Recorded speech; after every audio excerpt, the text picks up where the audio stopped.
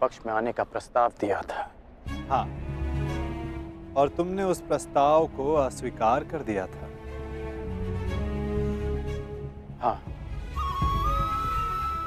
परंतु मैंने कभी नहीं सोचा था कि मेरा यह निर्णय मुझे आपके विपक्ष में खड़ा कर देगा केशव। आपको तो युद्ध का परिणाम पता है ना केशव। किसी अनहोनी के होने से पहले उसका ज्ञात हो जाना, क्या वो आपको पीड़ा नहीं देता केशव? मनुष्य संतोष से इसलिए जीता है क्योंकि वो नहीं जानता कि अगले पल क्या होने वाला है। वो नहीं जानता कि वो जीवित रहेगा या वो मर जाएगा। परंतु यदि उसे ज्ञात हो जाए कि अगले पल क्या होगा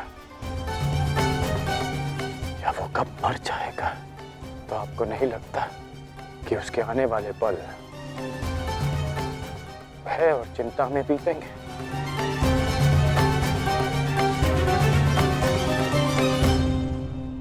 ये सोच पर निर्भर करता है अंगराज। यदि मनुष्य को अपना अंत ज्ञात हो तो हर वो क्षण जिसे हम व्यर्थ करते हैं, उन क्षणों को जिया भी जा सकता है। इस नदी को देख रहे हो? इस बहती नदी को पता है कि अंततः इसे सागर में जाकर मिल जाना। अधिक ज्ञान पीड़ादायी नहीं होता मित्र। अधिक ज्ञान उचित निर्णय लेने में सहायता करता है। यदि तुम्हें भी भूत और भविष्य का कुछ अधिक ज्ञान होता तो कदाचित तुम भी अधिक न्यायपूर्वक निर्णय कर पाते। आपका मंतव्य यही है ना कि पांडव उचित हैं और दुर्योधन अनुचित?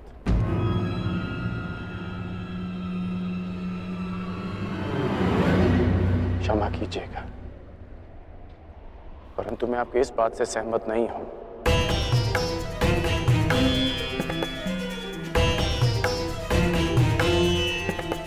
मुझे लगता है केशव कि दोनों अपने अपने स्थान पर दोषी हैं।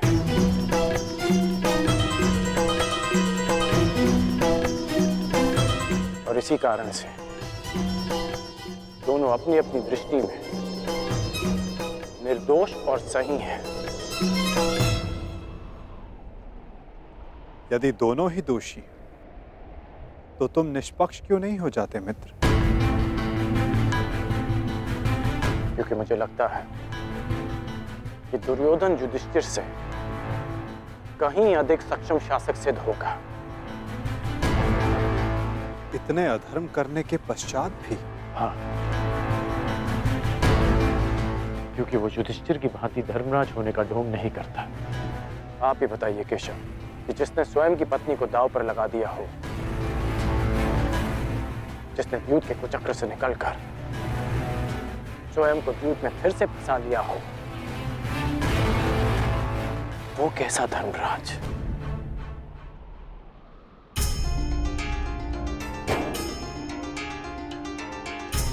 युधिष्ठिर की असमर्थता के कारण राजकुमार युधिष्ठिर, मेरे शौंड की रक्षा कर लीजिए।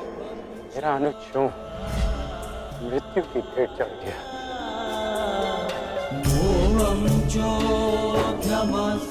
जब मुझे सूतपुत्र कहकर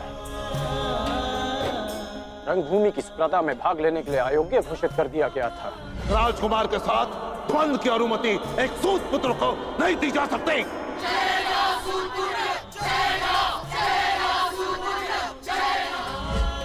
तब भी धर्मराज का धर्म मौन था। ऐसे में दुर्योधन ने मेरा हाथ थामा, जिसे आप अधर्मी कहते हैं। आज मैं अंगराज हूं, परिवर्तन के लिए खड़ा हूं, वो केवल दुर्योधन के कारण केशव। मैंने कहा था ना, यदि तुम्हें तनिक अधिक ज्ञान होता तो तुम उचित निर्णय ले पाते मित्र।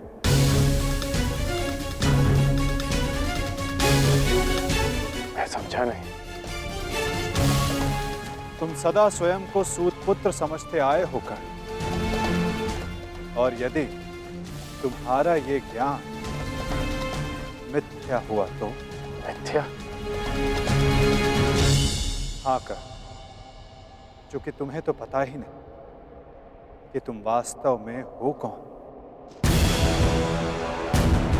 मुझे ज्ञात है कि मैं कौन हूं, और मुझे गर्व है कि मैं अधिरथ पुत्र कर्ण हूं, राधे पुत्र कर्ण हूं, सूत पुत्र कर्ण हूं।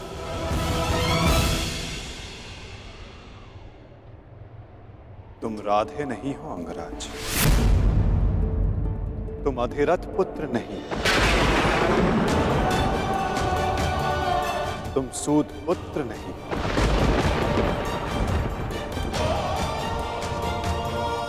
तुमने कभी ये नहीं सोचा कर्ण कि एक सूत पुत्र के शरीर पर दिव्य स्वर्ण से मड़े कवच और कुंडल क्यों है?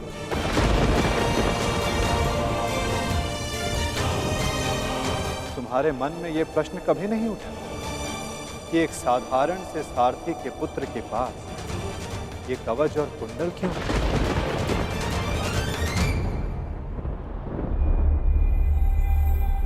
क्या तुम ये सोचकर कभी व्याकुल नहीं होते कर्ण कि तुम शेष से इतने भिन्न क्यों हो? तुम सूर्य पुत्र कर्ण, सूर्य पुत्र कर्ण, सूर्य पुत्र कर्ण, सूर्य पुत्र कर्ण।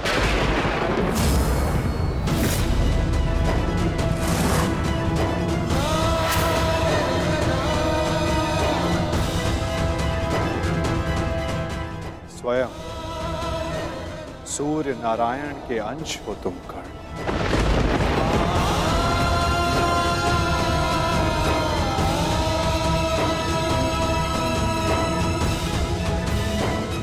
यह सत्य है, मेरे पिता अधिरथ हैं, और मेरी माता राधा। सत्य से भागो मत कर्ण, और सत्य यही है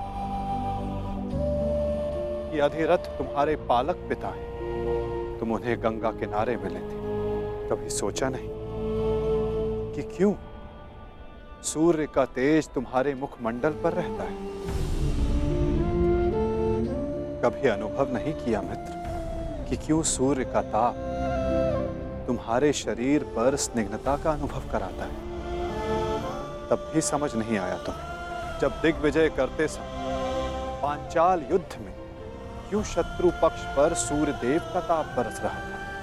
क्योंकि तुम अधिरथ पुत्र नहीं, तुम सूर्य देव का आशीर्वाद हो कर्ण।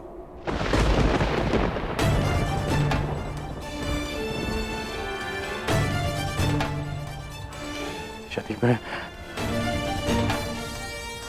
पिताश्री को गंगा किनारे मिला था तो मेरी माता को कर्ण, अपनी माता से बहुत पहले से भेंट करते आ रहे हो तुम कर्ण, क्योंकि रक्त सदा रक्त का सम्मान करता है। कभी सोचा है कि वो कौन है जिनके समक्ष आते ही तुम्हारी दृष्टि उनके पांव की ओर चली जाती है? वो कौन है जिनसे हर युद्ध से पूर्व उनका आशीष लेने का तुम्हारा मन करता है? कौन है कर्ण जो सदा तुम्हें अपने पुत्रों के समान प्रेम करती है? वो कौन है जिनकी आंखें तुम्हें देखते ही भर आती हैं? अर्जुन से द्वंद्व होने के पश्चात भी तुमने कभी पांडवों का अहित नहीं चाहा, कभी उनकी रक्षा की, कभी उन्हें चेतावनी दी। क्यों कर्ण? इसलिए नहीं कि तुम न्याय चाहते थे, अपितु इसलिए कि तुम्हारी धमनियों में बहता हुआ रक्त तुम्हें पुकार रहा था। हाँ कर्ण, तुम राधे नहीं कुंती पुत्र हो, पांडवों के ज्येष्ठ हो। हाँ कर्ण, बुआ कुंती ही तुम्हारी माता है और तुम उनके ज्येष्ठ पुत्र।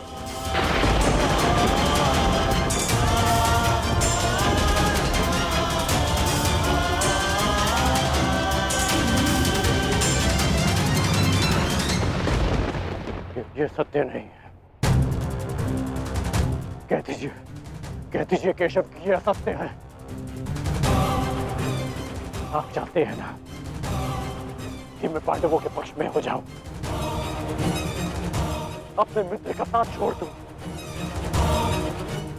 इसलिए आप मेरे साथ छल कर रहे हैं। हाँ, आप छल कर रहे हैं मेरे साथ।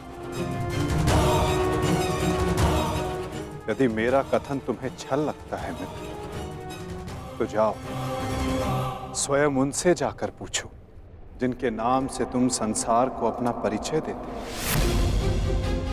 भद्र, अधिरथ और देवी राधा से जाकर पूछ लो।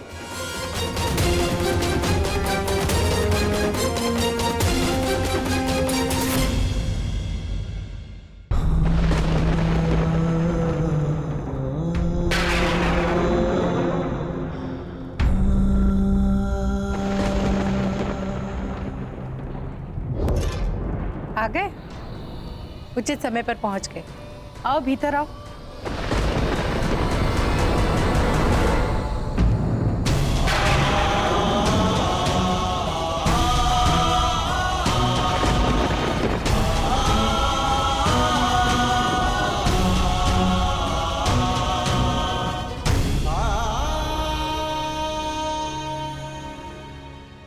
क्या हुआ पुत्र?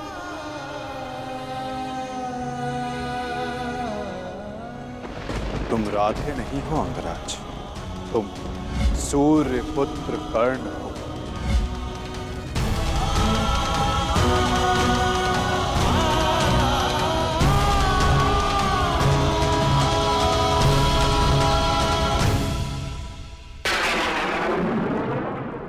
एक बार फिर से पुत्र कहकर पुकारिए ना। पुत्र?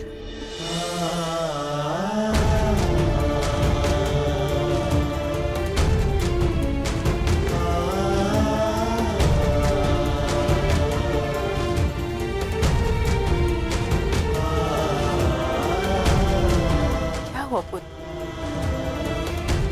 तुम इतने व्यथित क्यों हो? क्या हुआ? मैं व्यथित था अपने ही माता। मैं समझ गया कि ये वासुदेव का खेल है। वो मेरे साथ खेल खेल रहे हैं माता। खेल? कैसा खेल? क्या विनोद किया केशव ने? बहुत भारी विरोध किया उन्होंने। उनका कहना है कि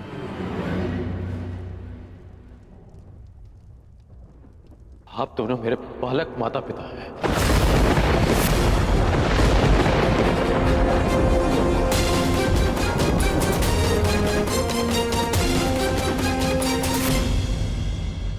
मैं पिताश्री को गंगा तट पर मिला था। ये सूर्यदेव मेरे पिता हैं और माता कुंती मेरी माता।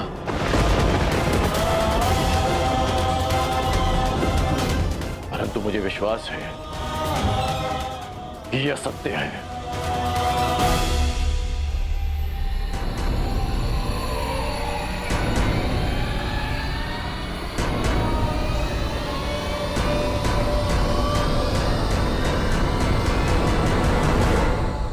ये असत्य है ना?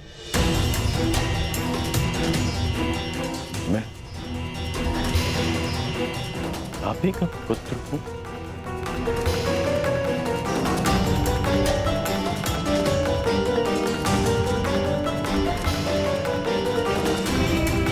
मैं आप ही का पुत्र हूं ना?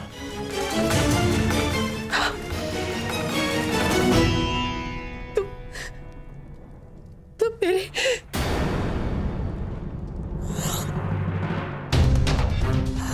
क्या हुआ माता?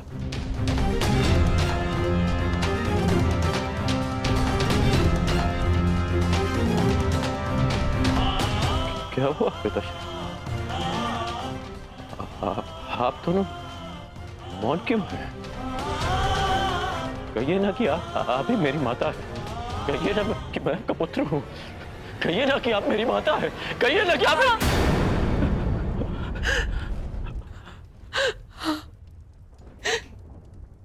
मैं तुम्हारी माता हूँ।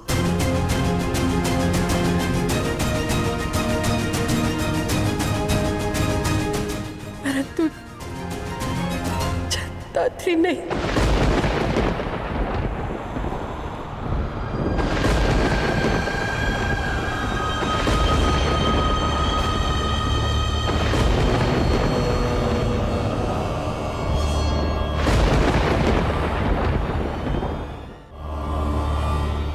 मैंने तुम्हें जन्म नहीं दिया।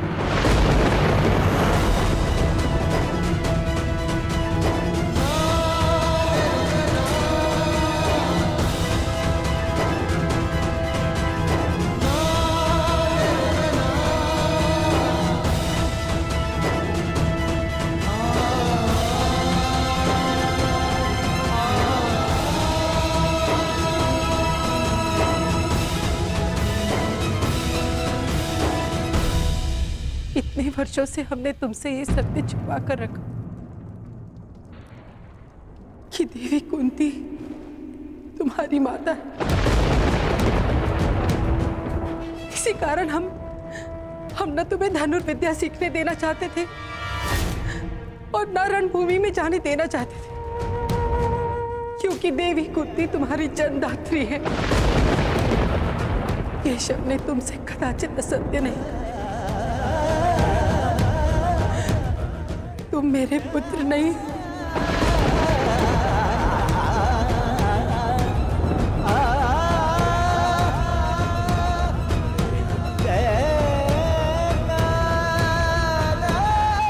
मैं तुम्हारी माता नहीं हूं।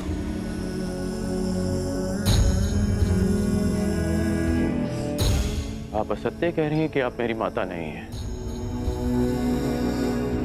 यदि ऐसा होता तो क्यों बचपन में जब मुझे भूख लगती थी तब आपको स्वयं ज्ञात हो जाता था। जब मुझे निद्रा आती थी तो कौन मुझे अपनी गोद में सुलाता था?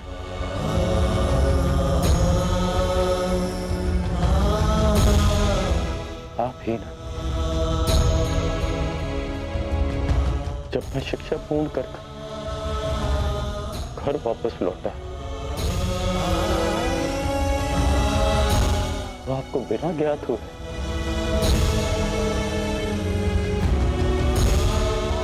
कैसे पता चल गया कि मैं आ गया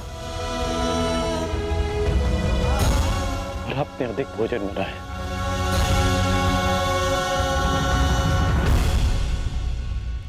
क्यों मेरे राज्याभिषेक पर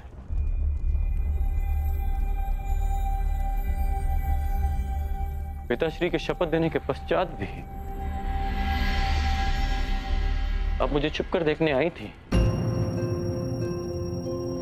जब मैं अंग जा रहा था तब क्यों मुझे परिवर्तन का आशीष दिया?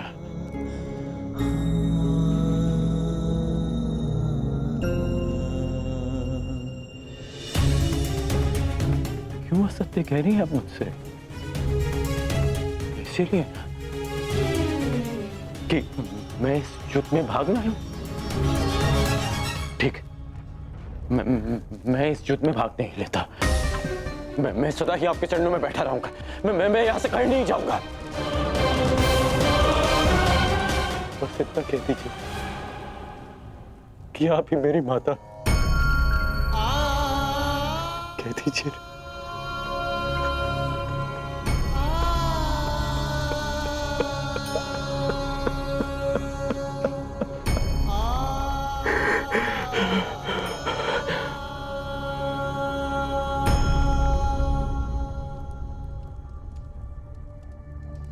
आपके अश्रुओं ने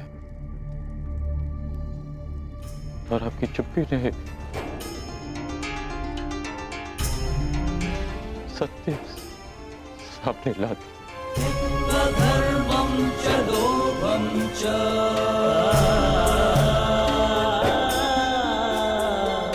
मोहं चोऽध्यमस्थितः। धन्य है आप तो। युद्ध्या किसी और की संतान इतना प्रेम दे।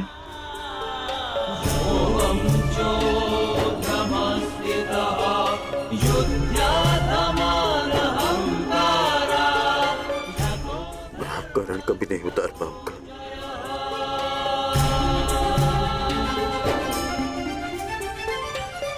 अब मेरा सत्य भी सुन लीजिए। मैं सदा प्राधिकरण ही कहलाऊंगा।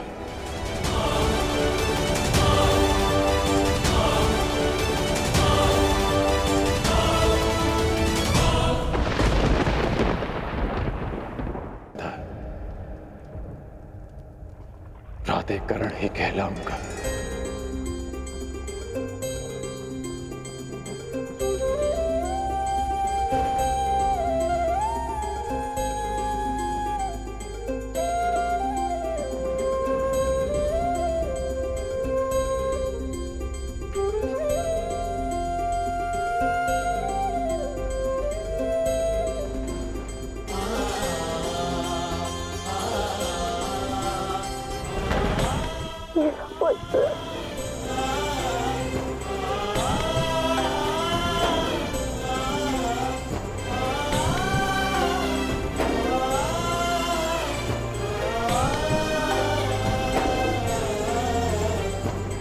कहाँ जा रहे हो पुत्र?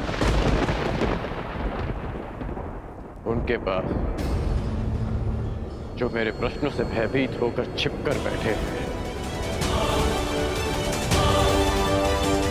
सूर्य देव के पास।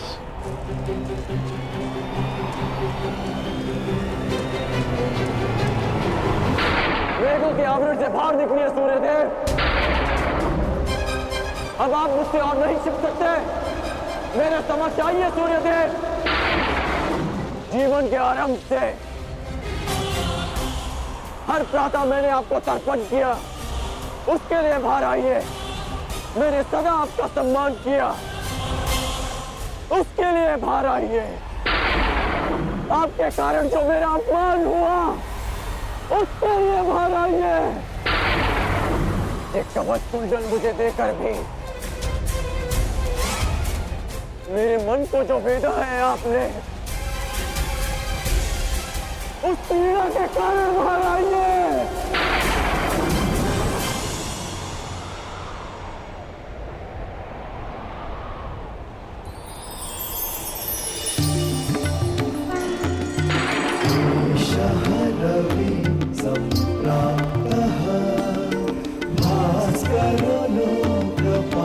पुत्र कर्ण,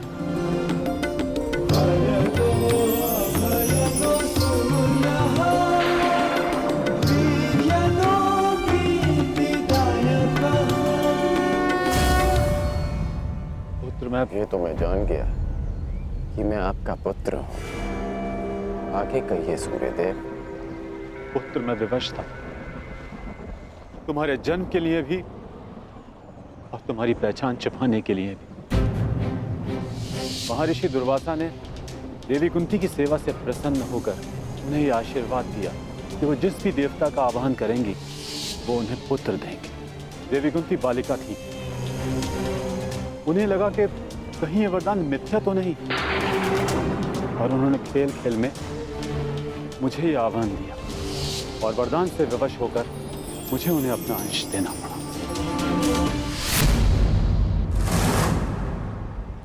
विवश थे आप? क्या आज विवश नहीं है?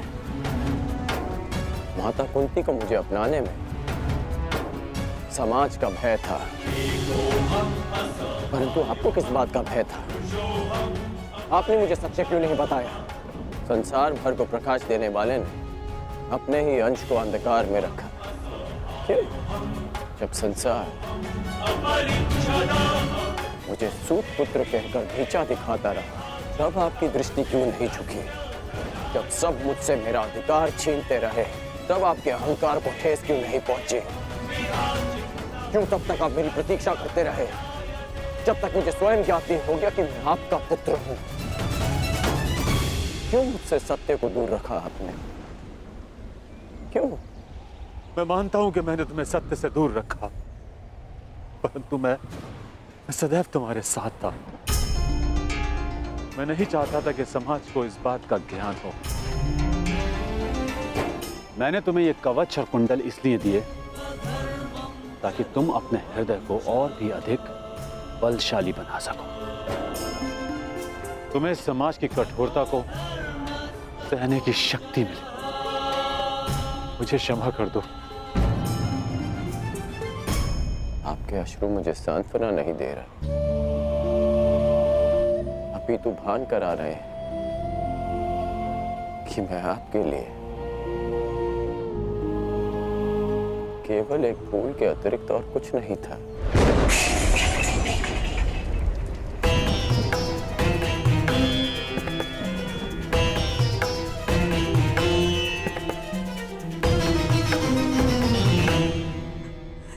हे ईश्वर, मेरे पुत्र की सहायता करना।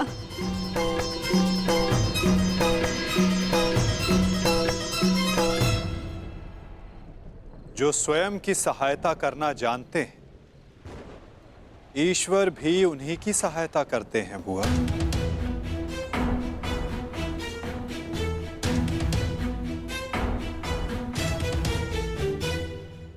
मैं सदा आपकी पूजा करता रहा, आपको तर्पण देता रहा और भविष्य में भी मैं ऐसा ही करूंगा।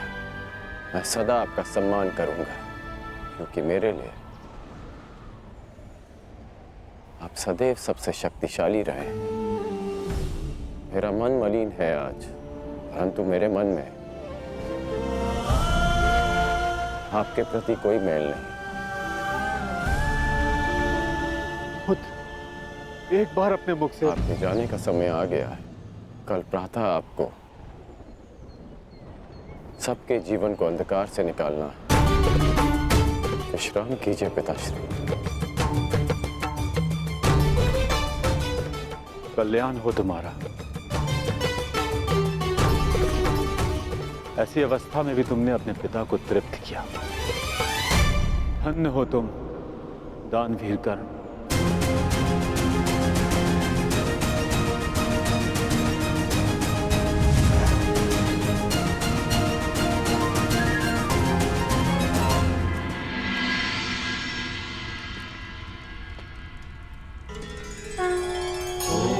अब आप और कितना व्यथित रहेंगी बुआ?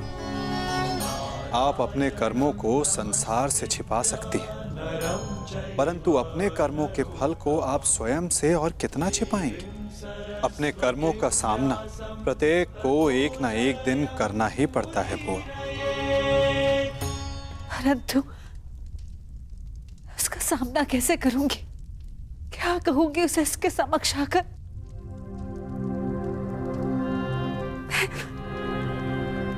मैं कैसे उसे समझाऊंगी कान्हा? क्या ये सब इतना सरल है? यदि सब कुछ इतना सरल होता तो जीवन जीवन नहीं होता बुआ। मनुष्य को अपने भय का, अपने अतीत का सामना करना ही पड़ता है। और ये भेंट जितनी शीघ्र हो, मन से बोझ उतनी ही शीघ्र उतर जाएगा बुआ।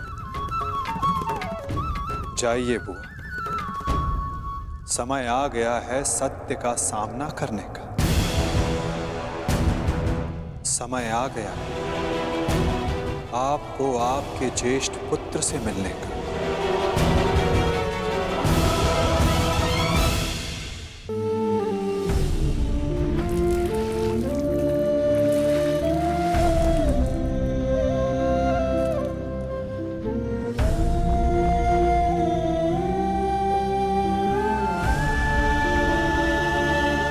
दान चाहिए पुत्र, दोगे?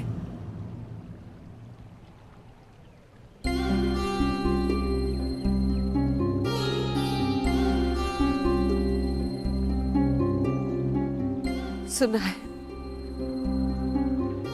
प्रातःकाल सूर्य को अर्घ देते समय यदि तुमसे कोई कुछ भी मांगे तो तुम कभी मना नहीं करते, उसकी इच्छा पूरी करते हो। इसलिए मैं भी कुछ मांगने तुम्हारे समक्ष आई हूं।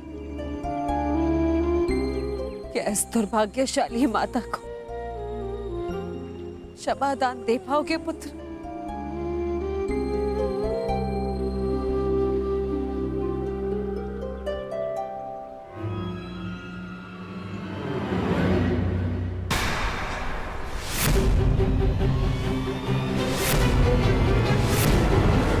क्षमा प्रार्थी तो मैं हूँ राजमाता। राजमाता, ऐसा मत कहो पुत्र। क्यों? क्या अनुचित कह दिया मैंने? ये कि सत्य जानने के पश्चात भी मैं आपको राजमाता क्यों कह रहा हूं? मैं आपके गले क्यों नहीं लग रहा हूं? आपके चरण स्पर्श कर आपको माता और जननी क्यों नहीं पुकार रहा हूं? कहिए, क्या अनुचित कर रहा हूं मैं राजमाता? मैं आपको माता कहकर इसलिए नहीं पुकार रहा क्योंकि यह आपका कर्म फल है। आपने भी तो इसी भांति वर्षों तक ऐसा ही व्यवहार किया मेरे साथ, आशीष दिया, परंतु कभी अपना पुत्र कहकर नहीं पुकारा, अश्रु बहाए परंतु कभी मुझे गले से नहीं लगाया, कभी मुझे ममता नहीं थी। और आज वही माता मेरे समक्ष प्रेम जताने के लिए आ गई है। अधिकार का भाव कर्तव्य पूर्ण करने से मिलता है। आपने अपना कर्तव्य कभी पूर्ण नहीं किया, आज अधिकार जताने क्यों आ गई? मुझ पर आरोप लगाने से पूर्व मेरी व्याथा तो सुन लो पुत्र। मैं विवश थी जब तुम्हारा जन्म हुआ। मैं अविवाहित थी पुत्र। क्या करती मैं? मुझे तुम्हें त्यागना पड़ा। विश्वास मानो पुत्र, अनजाने में हुए अपराध का बोझ मैं आज तक अपने कंधे पे लिए हूँ।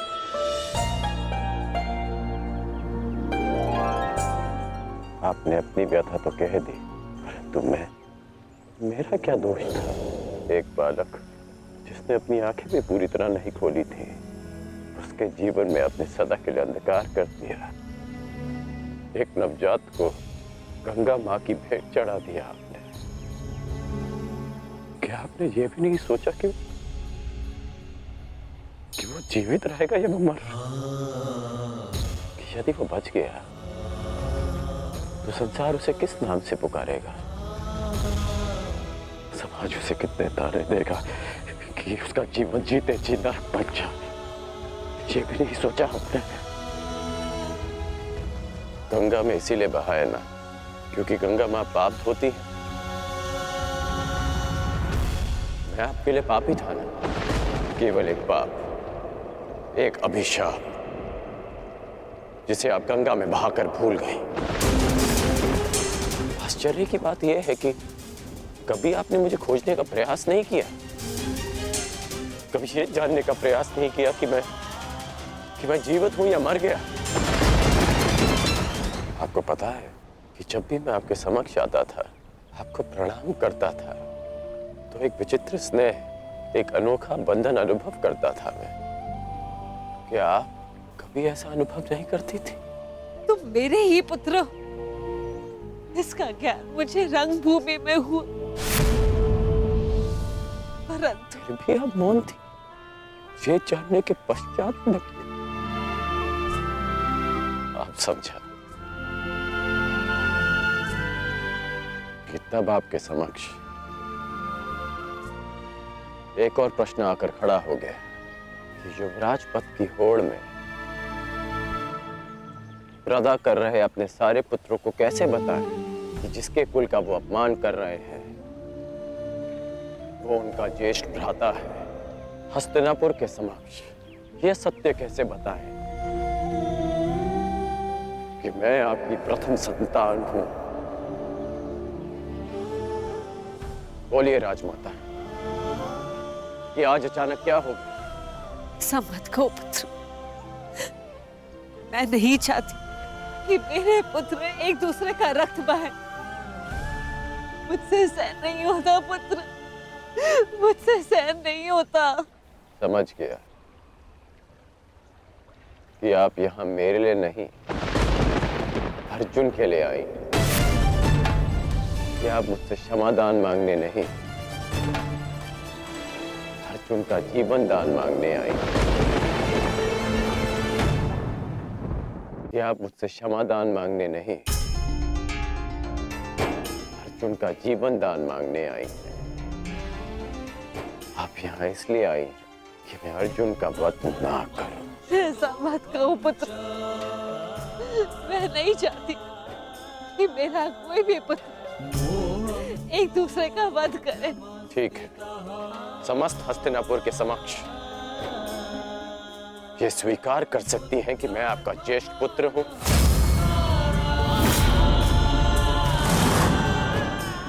पता था मुझे कि कोई उत्तर नहीं मिलेगा। मेरे जीवन पर अनेक बार संकट आया,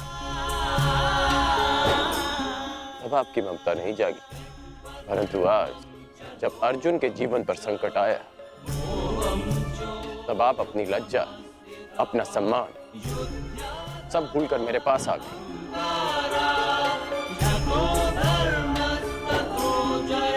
सत्य में अर्जुन बहुत भाग्यशाली है कि उसे आपकी ममता मिली। मैं भले ही अर्जुन को युद्ध के द्वंद्व में हरा दूं, परंतु आज उसने मुझे ममता के द्वंद्व में हरा दिया। तुम्हारी अपराधी नहीं हूं मैं।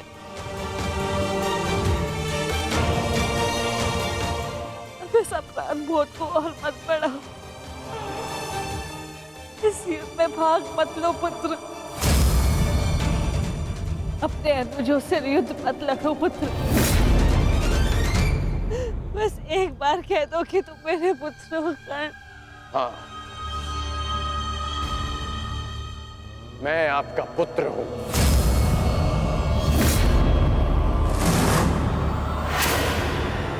किंतु आप मेरी माता नहीं।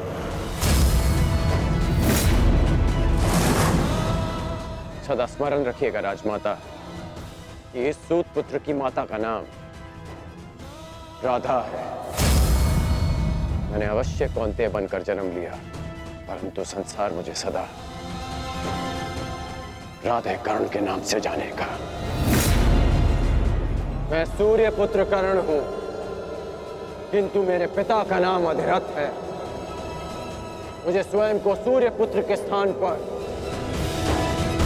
सूत पुत्र कहने में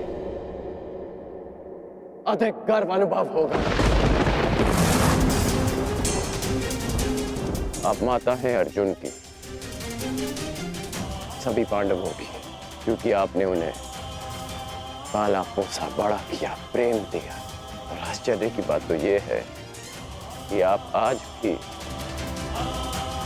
उन्हीं की माता बनकर इस सूत पुत्र राधे कर्ण के पास आई हैं, ये आश्वासन पाने कि आपके पुत्र सुरक्षित रहें। मेरे द्वार पर आए किसी भी याचक को रिक्त हाथ लौटने नहीं दे सकता मैं। राजमाता, मैं आपको रिक्त हाथ लौटने नहीं दूंगा। मैं वचन देता हूं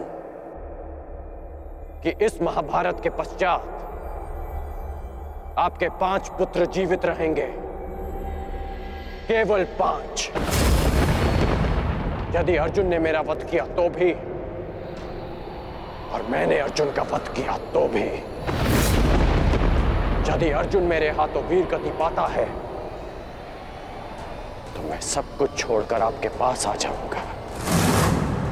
मैं वचन देता हूं कि अर्जुन के अतिरिक्त आपके किसी पुत्र का वध नहीं करूंगा मैं।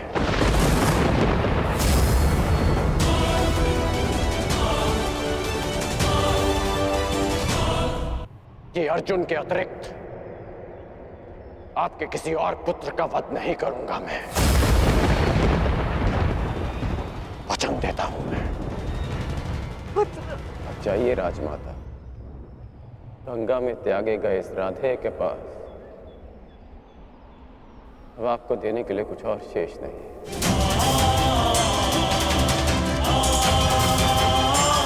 रही बात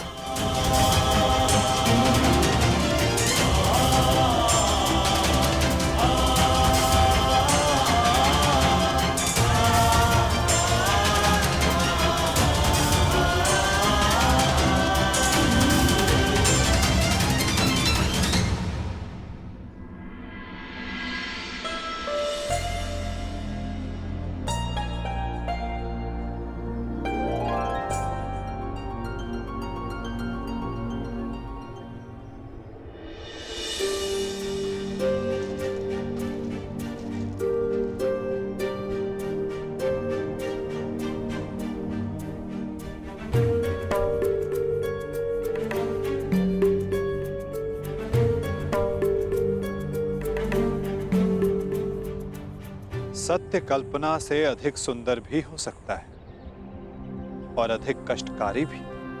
मैं जानता था कर्ण, परंतु मैं ये कभी नहीं चाहता था कि तुम इस कष्ट को सहो। अगर आप ऐसा नहीं चाहते तो ऐसा नहीं होता केशव। एक बात मैं समझ चुका हूं कि इस सृष्टि में सब आप ही की इच्छा से होता है, आप ही के अनुसार होता है, ठीक वैसे ही जैसा आप चाहते हैं। पीड़ा केवल कष्ट नहीं देती मित्र, पीड़ा कभी कभी हमें उचित मार्ग चुनने में हमारी सहायता भी करती है। एक पीड़ा कभी कभी हमारे अन्य कष्टों का निवारण भी करती है। कर्ण, इस सत्य का भान होना तुम्हारे लिए उचित था, परंतु अब मैं तुमसे ये जानना चाहता हूं कि इस पीड़ा का तुम सकारात्मक प्रयोग कैसे करोगे। जिस सत्य ने मेरे जीवन को, मेरे विश्वास को नकारात्मकता से भर दिया, उसमें क्या सकारात्मकता केशव? उसमें क्या भलाई दिख रही है आपको? क्यों? क्या यह उचित नहीं कि अब तुम स्वयं को सूद समझने की पीड़ा से मुक्त हो गए हो? कि तुम्हें अब अपना वंश क्या, कि अब तुम पूरे मन से, पूरे अधिकार से किसी भी क्षत्रिय के समक्ष जाकर अपना अधिकार मांग सकते हो? क्या यह उचित नहीं कर कि अब तुम्हें ज्ञात हो गया है कि मैं क्यों तुम्हें पांडवों के पक्ष में आने के लिए सुझाव देता रहा?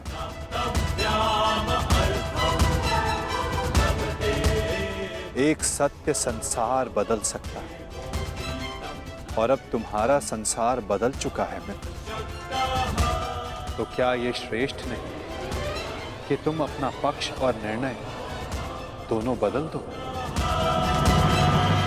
तुम सबसे ज्येष्ठ कौन्तेय होकर अर्जुन, भीम, युधिष्ठिर, इन सबसे ज्येष्ठ,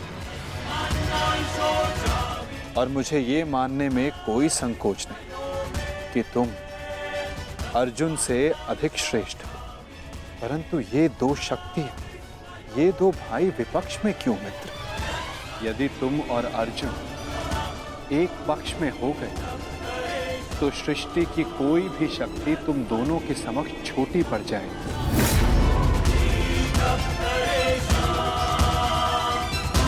तुम्हें और अर्जुन को मेरी, वासुदेव तक की आवश्यकता नहीं पड़ेगी मित्र। युधिष्ठिर तुम्हारा अनुज होगा और बाकी शेष पांडव भी। तनिक सोचो, जो परिवर्तन तुम अंगराज बनकर ना ला सके, वो परिवर्तन तुम हस्तिनापुर के सम्राट बनकर ला पाओ। सूर्य पुत्र कौन्तेय सम्राट कर्ण, जो संसार को एक प्रकाशमान युग की ओर ले जा सकता है।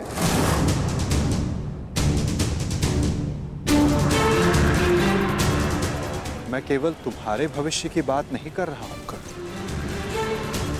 मैं उस भविष्य की बात कर रहा हूं जिसकी हस्तिनापुर को आवश्यकता है,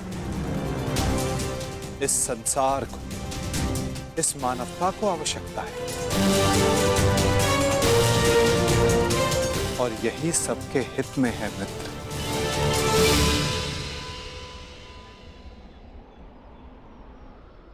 ठीक है, एक बार मैं आपकी बात मान भी लूं, हस्तिनापुर का सिंहासन जीत भी लूं,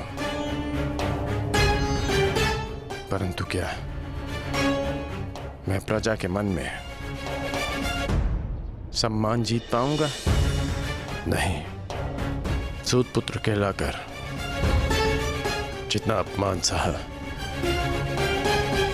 सूर्य पुत्र बनकर उससे कहीं अधिक अपमान होगा मेरा। जिस हस्तिनापुर, जिस संसार की बात आप कर रहे हैं, वो मेरे विषय में सोचेंगे कि कितना अवसरवादी निकला मैं, कि राज्य का लालच पाते ही मैंने अपना पक्ष बदल डाला। मनुष्य का पक्ष, उसका विश्वास, उसका ईश्वर होता है। मेरे जन्म का सत्य बदल जाने से क्या मैं अपने ईश्वर को बदल डालूं?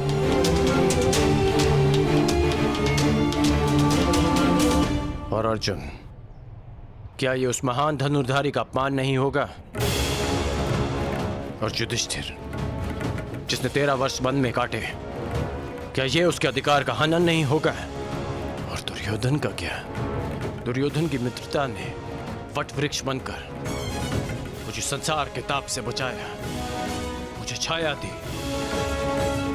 और जो वृक्ष छाया देता है उसे काटा नहीं जाता, उसकी रक्षा की जाती है। धिक्कार होगी मुझ पर यदि ऐसा विचार मेरे मन में भी आया।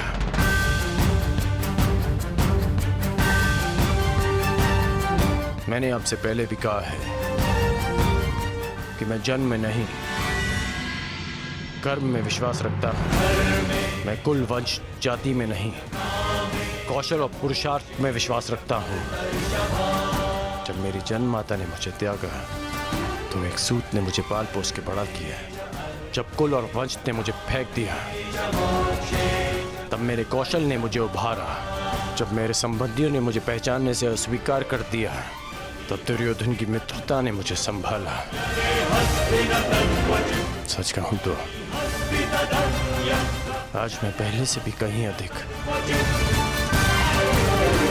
दुर्योधन का ऋणी हो गया हूं। और आप कह रहे हैं कि मैं अपना पक्ष बदल लूं?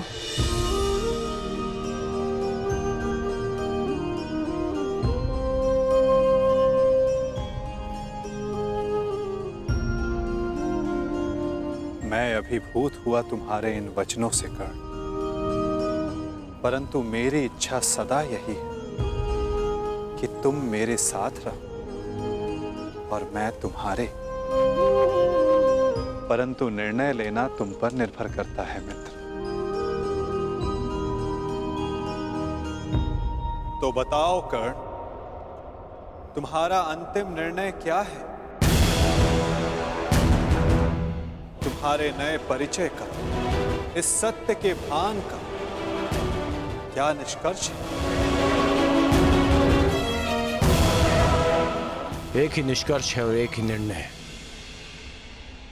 या तो मेरे मित्र दुर्योधन के शीश पर राज मुकुट होगा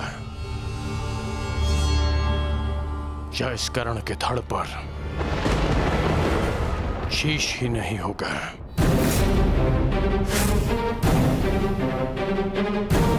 इसके अतिरिक्त और कुछ संभव नहीं है केशव।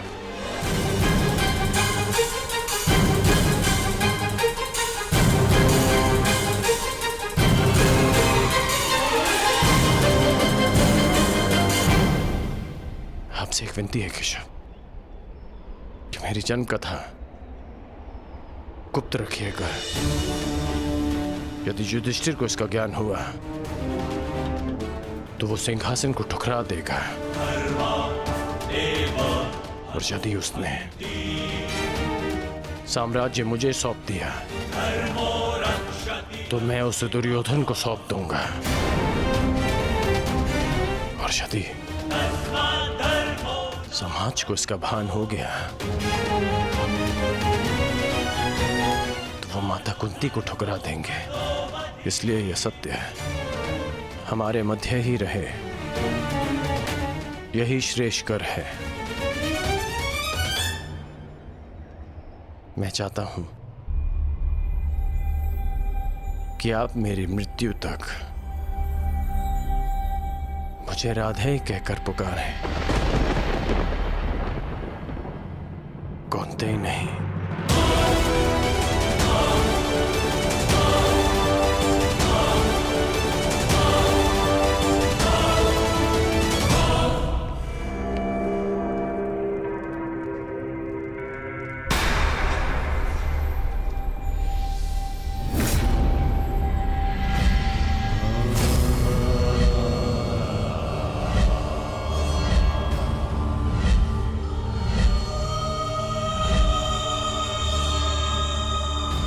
यही तुम्हारा भविष्य है, यही तुम्हारा प्रारब्ध, यही अंत है कुरुवंश का।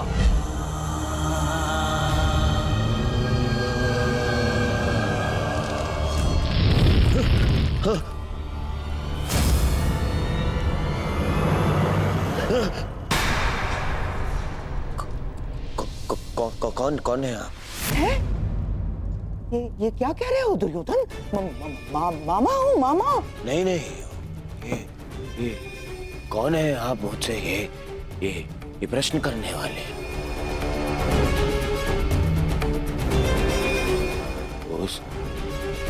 उस छली ने, उस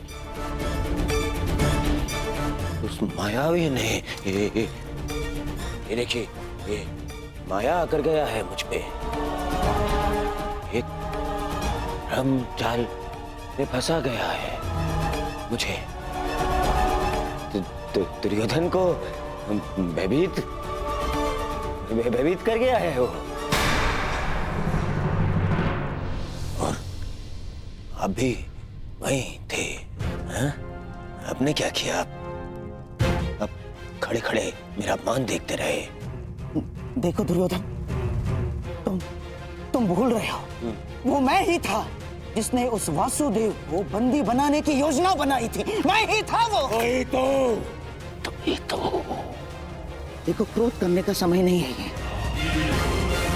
और तुम्हारा ये क्रोध मुझ पर बाद में करना, समझ गए? पहले इस बात से अवगत हो जाओ कि हस्तिनापुर में क्या घटित हो रहा है।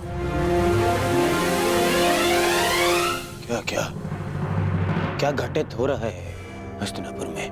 वही तो मैं तुम्हें कब से बताने का प्रयास कर रहा हूं, परंतु तुम हो कि सुन ही नहीं रहे हो। तुम्हें कदाचित अनुमान नहीं है कि तुम्हारा परम मित्र कर्ण तुम्हारे नाक के नीचे क्या कर रहा है। क्या कर रहा है मेरा मित्र? जब तुम उस वासुदेव के माया के भ्रम के पश्चात स्वयं को संभालने का प्रयास कर रहे थे, तब सभा से वासुदेव के साथ कर्ण ने भी प्रस्थान किया था। दुर्योधन, दोनों साथ थे। दोनों साथ थे। हाँ, और केवल इतना ही नहीं दुर्योधन, तुम्हारे शत्रुओं की माता कुंती के साथ तुम्हारे परम मित्र कर्ण ने बहुत समय व्यतीत किया। बहुत। कहीं ऐसा तो नहीं दुर्योधन कि उस छलिए वासुदेव की माया में फंसकर कर्ण पांडवों के पक्ष में? ऐसा हो सकता है ना दुर्योधन? नहीं, ऐसा नहीं हो सकता। ना, हो सकता है। नहीं, मुझे कर्ण से मिलना है। इसे शाल मिलना है कर्ण से।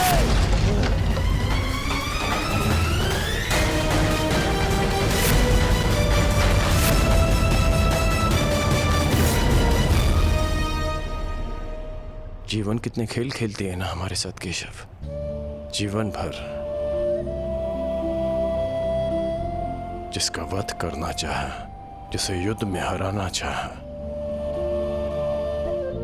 जिसका मान मर्दन करना चाहा, आज ज्ञात हुआ कि वो मेरा ही अनुज है।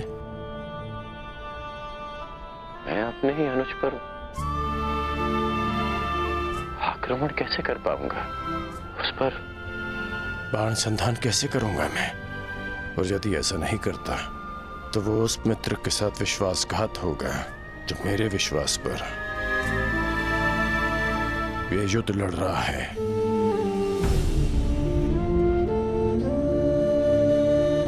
क्यों नियति हमारे साथ ऐसा खेल खेलती है?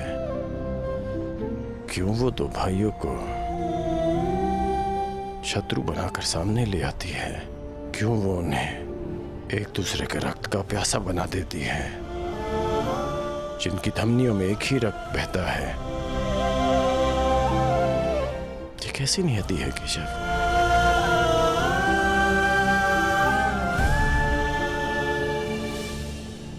ये नियति नहीं मित्र, ये चुनौती है, ये एक परीक्षा है, या ये कहो स्वयं को सिद्ध करने का अवसर है।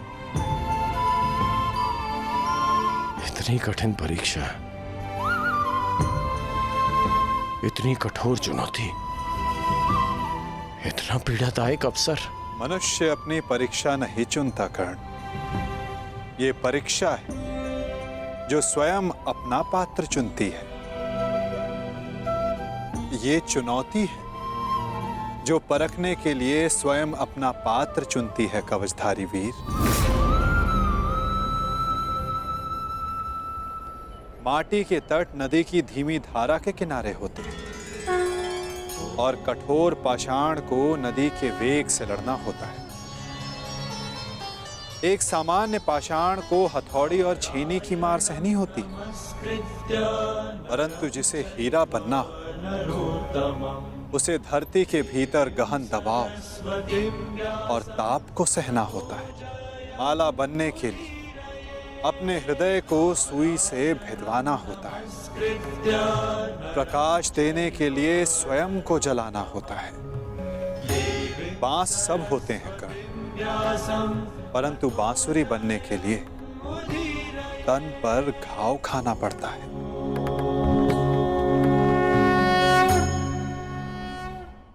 जिनके उत्तरदायित्व बड़े हों उनके समक्ष सामान्य प्रश्न नहीं आते कर्ण। जिन्हें युद्ध की हुंकार भरनी होती है उन्हें लाक्षागृह की अग्नि से निकलना होता है। जिन्हें युद्ध का परिणाम देना होता है उन्हें अपना कवच भिदवाना होता है।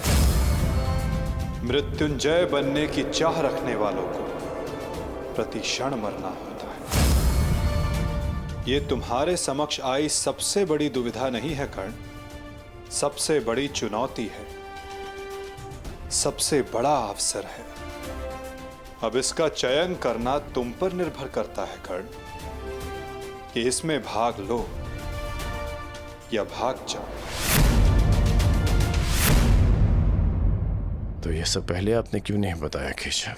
यदि तब बता देता तो आज तुम्हारे समक्ष मृत्युंजय बनने का अवसर नहीं आता। एक मित्र के रूप में आपने मुझे बताया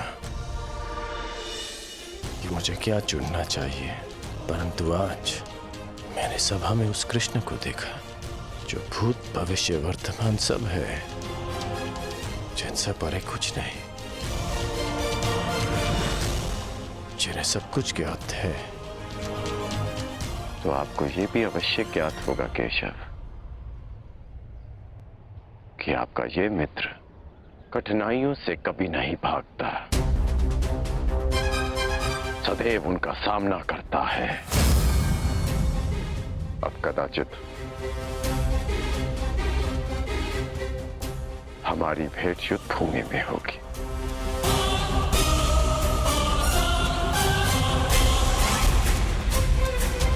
बड़ी बात केशव।